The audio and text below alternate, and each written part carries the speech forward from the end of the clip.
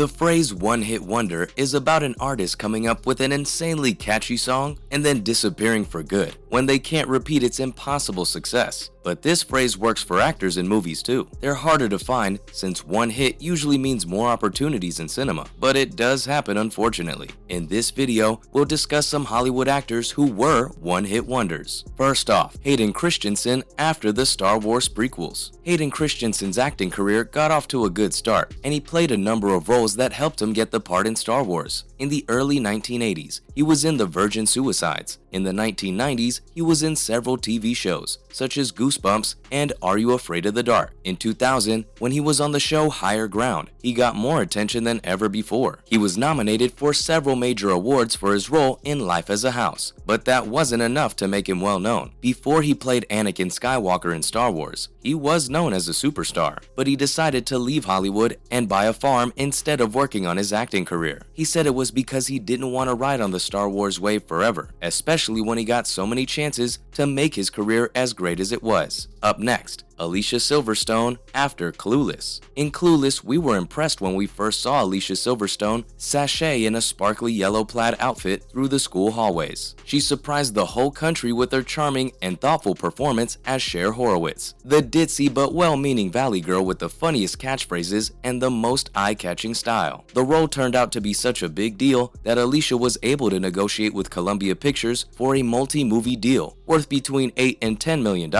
After Clueless did well, Alicia found it hard to find another hit. She worked hard, but her time in Hollywood made her feel a little let down. In 2017, she was back on the big screen in a few movies. After Clueless, she made a number of popular movies in the 1990s and 2000s, such as Batman and Robin, Blast from the Past, and Scooby-Doo 2: Monsters Unleashed. But as is usually the case, the fame and the public's attention couldn't last, and so Alicia Silverstone, who was once called a great actress on her way to the top, disappeared right before our eyes. Followed by Mark Hamill after Star Wars. Mark Hamill's best known for playing Luke Skywalker in the first and second Star Wars trilogies. He's also done well on Broadway as a voice actor in animation and video games, and as a comic book writer. Like most young actors who get lucky and do well with one franchise at the start of their careers, it was hard for him to find regular work after that. He did have a number of TV shows and movies that went straight to video, including Slipstream, which had a small cult following. With the Wing Commander series, he was one of the first actors to move into video games. Hamill hasn't really been noticed outside of Star Wars. He had trouble finding the right movies or roles to take him to the next level of fame. He did well as a voice actor on Batman the Animated Series and other shows, which was a good thing, but that's about it. Moving on to Lacey Chabert after Mean Girls. Lacey Chabert isn't as cute as she used to be. At the height of her fame from Mean Girls, it seemed like she would continue to shine, but her co-star Rachel McAdams went on to star in movies like The Notebook, Wedding Crashers, and Spotlight, and became the film's Hollywood darling. Even Amanda Seyfried and Lindsay Lohan, who were also in Mean Girls, stayed in the spotlight. But since then, what has Lacey Chabert been doing? She's found her place somewhere else. As Gretchen Wieners in the movie Mean Girls, Chabert came up with the phrase, "That's so fetch," and she'll always be known for this. Maybe Hollywood still thinks of her as that teen whose dad came up with the toaster strudel. After all, it's easy to get typecast in Hollywood. Just look at Helena Bonham Carter, who always does something quirky, or Jennifer Aniston, who always plays a romantic lead. Since then, she's done almost nothing but movies for the Hallmark Channel, and seems to have become their star. Next, Ralph Macchio from The Karate Kid. Ralph Macchio was a teen idol in the 1980s. He became famous along with other hot actors of his time because he was in movies that are still discussed today. Macchio avoided being called a member of the Brat Pack, which was the fate of many of his peers, but he had trouble making the change to adult roles. After a small part in one last great movie in the early 1990s, Macchio stopped being known. He's played smaller parts in a few well-known movies and TV shows. He's also played bigger parts in some movies and TV shows. A few characters stand out more than others, but LaRusso might be the one that stands out the most. Not to mention Brandon Routh from Superman Returns. Even before it was decided not to make a second movie, Brandon Routh had a lot of bad luck. He was supposed to be in Without Remorse, but it was never made. Routh was in another movie, The Informers, in 2008, but all of his scenes were cut from the final version. That's why he was very sad when the Superman sequel didn't work out. He had small roles in movies and TV shows for a number of years. In 2010, he got a recurring part on the NBC show Chuck, That's when his career was slowly getting back on track. Even though he never got to play Superman again in a movie sequel, he did put on the tights and cape again for the Arrowverse's crossover saga, Crisis on Infinite Earths. This gave Routh and his version of Kal-El the closure they needed, and we praised it as a long-awaited happy ending to his Superman story. Let's learn more about Jack Gleeson from Game of Thrones. Jack Gleeson played the evil King Joffrey on HBO's Game of Thrones. The role gave Gleeson a lot of attention and made him well known. But after years of success in movies, he gave up acting and went to college to study philosophy and theology. In 2014, he told The Independent that he only wanted to act as a hobby and that it wasn't what he wanted to do in the future. Gleeson decided to stop acting after his role on the show ended. He said it was because acting didn't make him as happy as it used to, especially since he started doing it for a living. Jack had enjoyed acting much more when he was just doing it for fun. That's why he decided to stop doing it completely. Coming up, Alex Winter from Bill and Ted's Excellent Adventure. Even though Bill and Ted's Excellent Adventure was a big hit, Alex Winter's career never really took off. This is why he's often called a one-hit wonder. Alex Winter switched from acting to directing after his part in Bill and Ted's Bogus Journey. This started with Freak, a weird comedy from 1993 that Winter co-directed, co-wrote, and starred in. Freaked was only shown in a few theaters in the US, but it gained a cult following and was given a packed 2-disc DVD release in 2005, which is now unfortunately out of print. After making a few music videos, Winter wrote and directed Fever, a murder mystery with Henry Thomas and Terry Hatcher, which came out in 1999. In 2007 and 2009, Winter made 2 live-action movies based on the popular animated series Ben 10 on Cartoon Network. Now he spends most of his time directing. In 2018, he talked about his recovery from abuse as a child actor. Next, Kate Bosworth from Blue Crush and Superman Returns. When Blue Crush came out in theaters in 2002, many of us thought it would be just another dumb surf movie with teenage girls in bikinis. Instead, we found out a story about 3 working-class hotel maids who wanted to become professional surfers at Hawaii's famous North Shore. They had to deal with poverty and class differences as they tried to make their dreams come true. Even though her next movie, Win a Date with Tad Hamilton, was panned by critics and didn't do well at the box office, Bosworth did a good job as small-town girl Rosalie Futch, in Superman Returns as Lois Lane, and Blue Crush as Anne-Marie Chadwick. Kate Bosworth makes a great impression in both roles, but things started to slow down in her career by the decade's end. She's kept acting in small parts, but has also started making clothes and jewelry. After Superman Returns, Bosworth's popularity went down right away. What followed seemed like an endless string of movies that were either panned by critics, failed on their own, or were made with money from other countries. And finally, Jake Lloyd from Star Wars Episode 1. Lloyd beat out hundreds of other kids to get the part of young Anakin Skywalker. He hit the marks of being a good actor with great enthusiasm and energy, which is exactly what George Lucas was looking for. The movie had a lot of hype, but it didn't live up to it. One of the things we didn't like about the movie was Lloyd's performance. Even though many people didn't like what he did, he still won the Young Artist Award for Best Supporting Actor. Still, Jake's acting career ended with The Phantom Menace, which led to a downward spiral that may not have been his fault. He simply didn't have enough time in the spotlight as he deserved. After The Phantom Menace, he made the movie Madison, and that was the end of it. Some actors can't make it no matter how hard they try. Jake did reprise his role as Anakin Skywalker in various Star Wars video games, all during 2001 and 2002. The reason he stopped acting was actually quite sad. He stopped acting for good in 2001, but it wasn't until later that he said the bullying he got at school because he played Anakin Skywalker was the real reason he quit. And on that note, that's a wrap for this video. Which of these actors had the most unexpectedly disappointing career? Let us know in the comments below. Make sure to give this video a thumbs up and subscribe to the channel for more videos like this. Thanks for watching, and we'll see you next time.